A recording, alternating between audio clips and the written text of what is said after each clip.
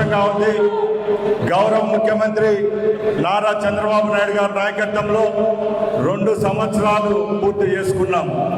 ఈ 2 సంవత్సరాల విజయోత్సవాన్ని రాష్ట్ర వ్యాప్తంగా గ్రామాల నుంచి పట్టణాల వరకు ఎంతో సంతోషంగా జరుపుకుంటున్నాం.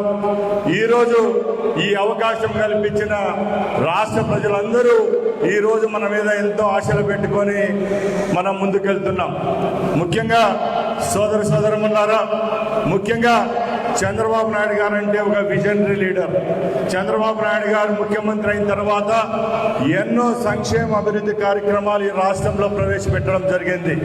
గత ప్రభుత్వంలో సంక్షేమం అనే ముసుగులో ప్రజల యొక్క రక్త మాంసాలను తింటే మన ముఖ్యమంత్రి చంద్రబాబు నాయుడు గారు 4వ పర్యాయంలో ఎన్నో సంక్షేమ కార్యక్రమాలకు పక్కలిస్తూ అభివృద్ధి కూడా చేసి చూపించడం జరుగుతూ ఉంది. దానిలో భాగంగానే ఈరోజు భారతదేశం వైపు కాదు, ప్రపంచం వైపు ఆంధ్ర రాష్ట్రంపై చూస్తూ ఉంది. ముఖ్యంగా పెట్టుబడుల పరంపర కొనసాగుతూ ఉంది. మనం అందరం చూస్తున్నాం.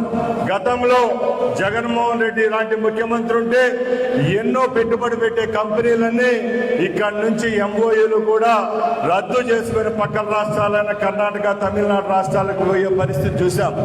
ఈరోజు చంద్రబాబు నాయుడు గారు, పవన్ కళ్యాణ్ గారు, అలాగే లోకేష్ గారి సారథ్యంలో కేంద్ర ప్రధానమంత్రి నరేంద్ర మోడీ గారి ఆశీస్సులతో ఈరోజు పెట్టుబడుల పరంపర కొనసాగుతూ ఉంది. ముఖ్యమంత్రి గారు 18 గంటలు పనిచేస్తా ఉంటే ఈరోజు ఎంఓయూలు కాదు, పెట్టుబడులు పెట్టేదానికి క్యూ కట్టారు. అమరావతి వైపు రాష్ట్రం కాదు, ప్రపంచం కాదు, యావత్ జగత్తు చూస్తా ఉందంటే దానికి గర్వకారణం ఈ ప్రభుత్వాన్ని నడిపిస్తున్న గౌరవ ముఖ్యమంత్రి చంద్రబాబు నాయుడు గారు. అలాంటి నమ్మకాన్ని నిలుపుకునే పనిలో మనందరం ఉన్నాం. 2 సంవత్సరాలు పేద ప్రజలకు ఎన్నో కార్యక్రమాలన్నీ మన ద్వారా అందుతున్నాయి. ముఖ్యంగా ఈరోజు ఇక్కడ ఇది ప్రైవేట్ కార్యక్రమం కావచ్చు, ఈ కార్యక్రమాన్ని ఏర్పాటు చేసింది గవర్నమెంట్ కాబట్టి ఇక్కడ చాలా మంది అధికారులు ఉన్నారు. అధికారులకు కూడా మేము ఒకటే చెప్తున్నాం, మీరు కూడా ఈ 2 సంవత్సరాలు మాకు ఎంతో సహాయ సహకారాలు అందించారు. రాబోయే 3 సంవత్సరాలు కూడా మీరు ఒక వారధిగా తప్పకుండా ఆంధ్ర రాష్ట్ర అభివృద్ధిలో మీరందరూ మాకు చేయూతనిస్తారని చెప్పి తెలియజేసుకుంటున్నా. అలాగే నాయకులు అధినాయకత్వానికి ఒకటే అడుగుతున్నాం, మీరు 2 సంవత్సరాలు ఇంట్లో నిద్రపోయే ఈ రోజు డిఎస్సి మీద మాట్లాడుతున్నారు. మేము చెప్తున్నాం, డిఎస్సి మీద మాట్లాడే హక్కు మీకు లేదు. ఎందుకంటే 16,500 కుటుంబాలకు అవమానించినట్టు మీరు తప్పుగా మాట్లాడితే. ఎందుకంటే చంద్రబాబు నాయుడు గారు మెగా డిఎస్సి ఏర్పాటు చేసి ఒకే రోజు ఒకే స్టేజ్ పై నుంచి 16,500 మందికి ఉద్యోగ అవకాశాలు కల్పిస్తే 6 నెలల జీతం తీసుకున్న తర్వాత ఈ రోజు మీరు డిఎస్సి గురించి మాట్లాడటం ఎంత విడ్డూరంగా ఉందని తెలియజేసుకుంటున్నా. ఎక్కడన్నా చిత్తశుద్ధిగా ప్రతిపక్ష పాత్ర ఎక్కడన్నా మీరు వహించారని మేము అడుగుతున్నాం.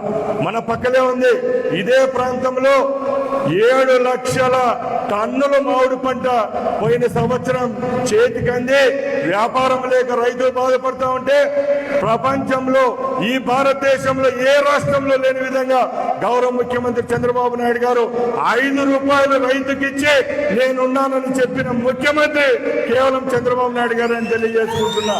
అలాగే ప్రతి ఒక్క రంగాన్ని ముందుకు తీసుకుపోయిన ఘనత ఈ కూటమి ప్రభుత్వానికి దక్కుతుంది. కాబట్టి ఎక్కడ తడబాటు వద్దు, మాటల్లో తడబాటు వద్దు, అడుగుల్లో తడబాటు వద్దు.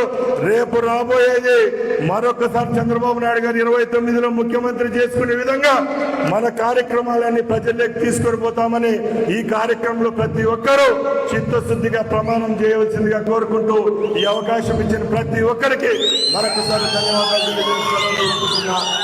ఆషామాషి కార్యక్రమాలు కాదు. ఎందుకంటే ఇంకా కొన్ని రాష్ట్రాల్లో 200 రూపాయలు ఇచ్చే పెన్షన్ కార్యక్రమం ఉంది. ఈ రోజు మన రాష్ట్రంలో 4,000 రూపాయలు పెన్షన్ ఇస్తున్నాం. ఈ రాష్ట్రంలో పెట్టిన సంక్షేమ పథకాలు